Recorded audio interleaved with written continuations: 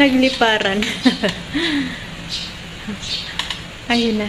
Pag walang tao, naglalabasan yung mga ibon. Kasi itong mga aso na ito, yung pagkain nila hindi inuubos. Mamaya babalik na naman yan. Napakaraming ibon. Kasi yung tira na pagkain ng aso, ayan, pinupuntahan nila. Dahan-dahan lang tayong buksan ng pinto. Ayan, napakadami nila. Nakakatuwa. Nanginginain sila ng tira ng aso.